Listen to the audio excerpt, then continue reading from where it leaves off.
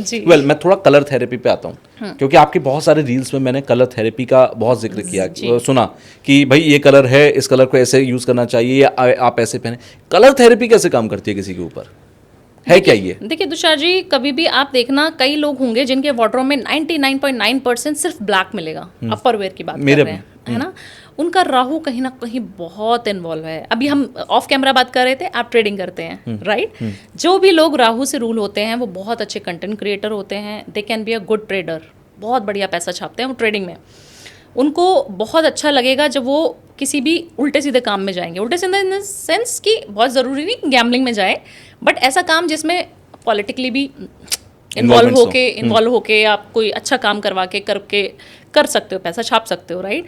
तो राहु आपका अगर एक्टिव है तो आपको काला बहुत ज़्यादा पसंद होगा और वो आपको फलित है। This is good for you. अगर आपकी कुंडली में राहु ही अच्छा नहीं बैठा है और आप काले ही, आप देखना आपको काले भी बहुत पसंद होंगे, और आपको जो है कहीं ना कहीं वो डेंट भी दे रहा होगा। आपको ट्रेडिंग में हमेशा फेलियर मिल रहा है, पैसे का आपने लॉस कर दिया है। 3-3, 4-4 प्रॉपर्टीज़ बेच के लोग मेरे पास फ़ोन करके आते हैं कि मैडम अब तो मुझे लग रहा है कि मेरा ये वाला जो है इस सट्टे में मैं जीत जाऊँगा, आप मुझे उपाय बता दो बस। मैंने बोला मत करो ऐसी गलती, नहीं हो पाओगे। सक्सेसफुल होने का जो आपका जो ग्रह है वो है ही नहीं, इन्वॉल्व ही नहीं आपकी प्लैनेटरी पोजीशन में, और लोग बहुत हताश हो जाते हैं क्योंकि गैम्बलिंग हो गया, ट्रेडिंग हो गया, सट्टेबाजी हो गया, ये सब ना लोगों के माइंड से खेलता है। एग्जैक्टली।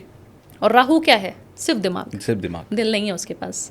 तो इसीलिए ऐसे कलर हमारे ऊपर हावी हो जाते हैं। उस इंसान को डार्क रूम में रहना बहुत पसंद होगा।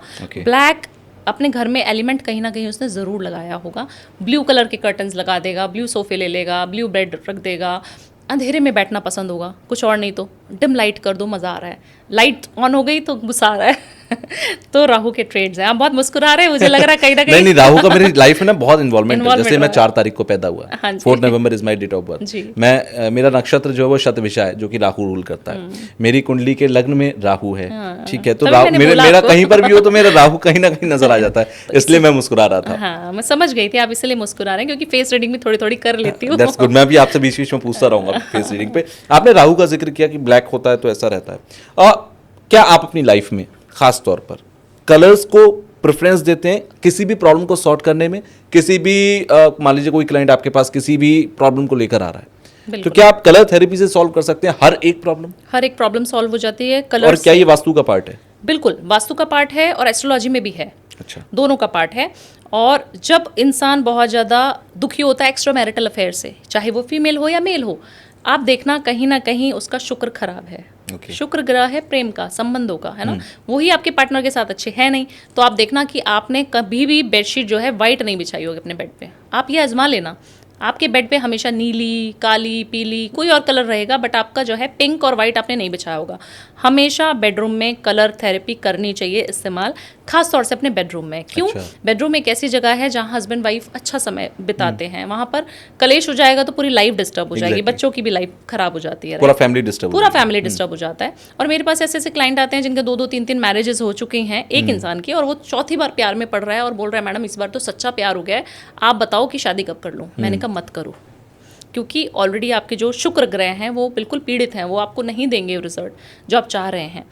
तब मैं इस चीज़ को बोलती हूँ कि आप सिर्फ वाइट बेडशीट बिछाना शुरू करो। अपने घर के कर्टन्स, अपने बेडरूम के कर्टन्स सॉफ्ट बेज कलर के रखो तो बहुत अच्छा रहेगा। क्रीम रखो, वाइट रखो, पिंक रखो, ये कलर्स लगाओ ना अपने घर में। पेंटिंग्स कोई भी अग्रेसिव पेंटिंग्स ना लगाओ जिसमें काला, नीला, इस तरीके का कोई कलर इन्वॉल्व है।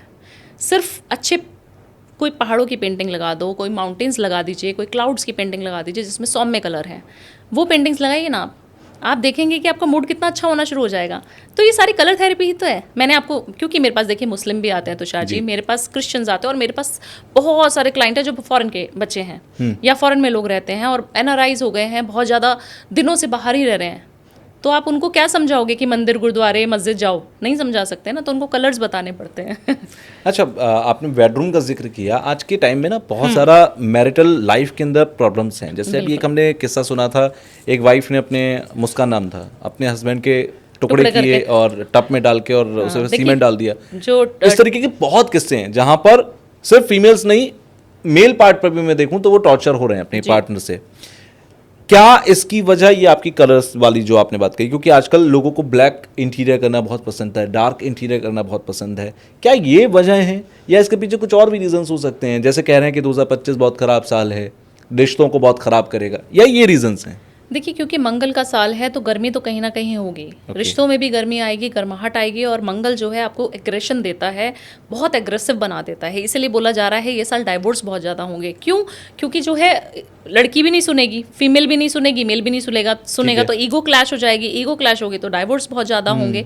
तो अगर आपको लगता है कि आपके संबंध कहीं ना कहीं ख़राब हो रहे हैं, या आपने जो किस्सा सुनाया वो हो रहा है, तो आपको चेक करना पड़ेगा आपकी कुंडली में राहु कहाँ पर बैठा है, आपकी कुंडली में जो है शुक्र कहाँ पे बैठा है, और आपका चंद्रमा भी कहीं ना कहीं आपको, अगर मन सही है, चंद्रमा किसका कारक है? मन का कारक है।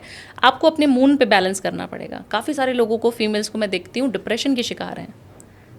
क्यों हैं?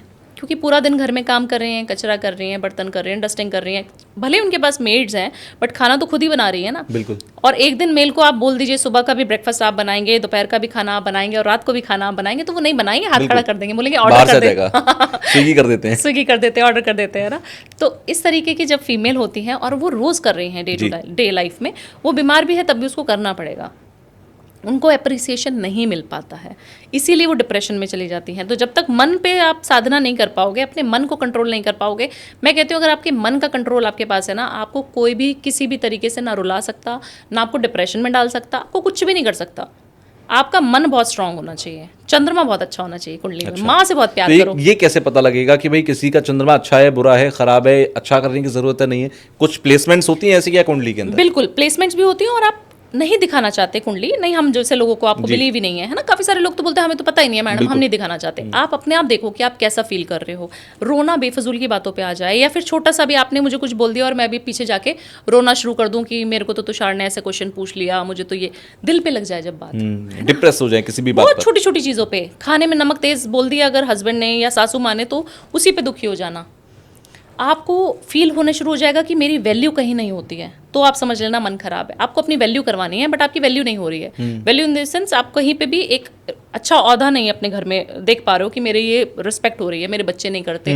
काफ़ी सारी माएँ हैं जो डिप्रेशन में, और जिनका चंद्रमा खराब है, वो अपने बच्चों को लेकर डिप्रेस हैं, रोने लग जाती हैं, लिटरली मेरे सामने आती हैं तो रोती हैं बिल्कुल।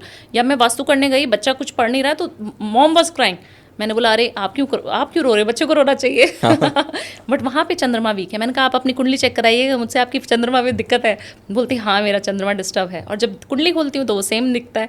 तो आपको कुंडली ज़रूरी नहीं है कि दिखानी है, आप देखना फर्स्ट हाउस में जब चंद्रमा हो, सेकंड हाउस में जब चंद्रमा हो, या फिर आपको ये वाले ट्रेड जो मैंने बताए हैं कि आप इमोशनली बहुत जल्दी अटैच हो जाते हैं, आप देखना आप स्टेबल नहीं हो पाओगे जब चंद्रमा खराब है। तो आपने आज एक जॉब करी, 4 साल बाद, 2 साल बाद आपको दूसरी जॉब करने का मन करेगा। आपने आज एक शहर चूज़ किया कि मुझे दिल्ली रहना है, फिर आपको नोएडा, गुड़गांव पसंद आना शुरू हो जाएगा। आपने एक फ्रेंड बनाया, आपको उस फ्रेंड से अच्छा नहीं लगेगा, दूसरा फ्रेंड बना लोगे 3-4 साल में। तो आप देखना आप स्टेबल नहीं हो पा रहे हो लाइफ में, तो चंद्रमा डिस्टर्ब है। आपकी अपनी मम्मी से बनती है या नहीं बनती, ये भी चंद्रमा का कारक है। अच्छा, अगर चंद्रमा खराब होगा तो आपका रिश्ता अपनी माँ से खराब होगा, बिल्कुल बेकार। ये पहला और प्राइमरी सिम्टम मान लूं मैं, बिल्कुल चंद्रमा खराब होने का। बिल्कुल। ओके, यानी कि जिनके भी अगर चंद्रमा में माँ से नहीं बन रही है तो वो अपना चंद्रमा जरूर चेक करें।